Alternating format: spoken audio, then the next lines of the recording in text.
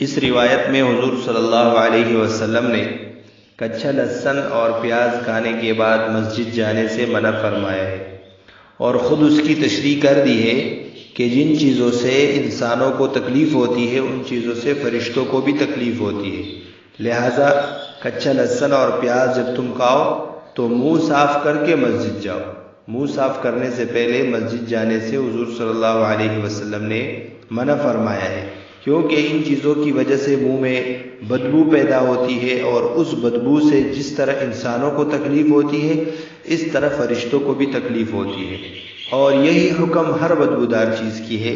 کوئی بھی بدبودار چیز، کھانے کی چیز ہو یا کوئی اور چیز ہو، جب آدمی استعمال کرے تو اس کے بعد منہ صاف کرنے سے پہلے مسجد جانا مکروہ ہے۔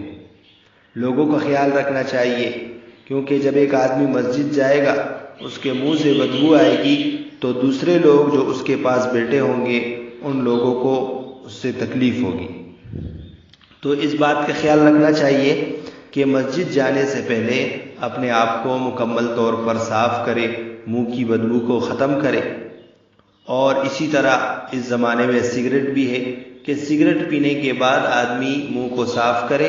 نسوار اگر کوئی آدمی استعمال کرتا ہے تو اس کے بعد منہ کو صاف کر کے مسجد میں جائے۔ سگریٹ اور نسوار استعمال کرنے کے بعد فوراً منہ صاف کیے بغیر مسجد جانا مکروہ ہے، کیونکہ اس کی بدبو کی وجہ سے لوگوں کو تکلیف ہوتی ہے۔ یہاں ایک اور مسئلہ جو سامنے آتا ہے وہ یہ ہے کہ کیا سگریٹ پینے سے وضو ٹوٹ جاتا ہے؟ بعض لوگ پوچھتے ہیں کہ سگریٹ پیتے ہیں تو اس کے بعد وضو کا کیا حکم ہے؟ میں نے آپ کو بتا دیا کہ سگریٹ پینے کے بعد وضو کرنا کوئی ضروری نہیں ہے، لازمی نہیں ہے۔ اگر آپ نے پہلے سے وضو کیا ہوا ہے اور سگریٹ پی لیا تو اس کے بعد وضو کرنا یہ ضروری نہیں ہے، البتہ منہ صاف کرنا ضروری ہے تاکہ آپ مسجد میں جائیں تو مسجد میں آپ کی وجہ سے دوسرے لوگوں کو تکلیف نہ ہو۔ اس بات کا خیال رکھنا چاہیے۔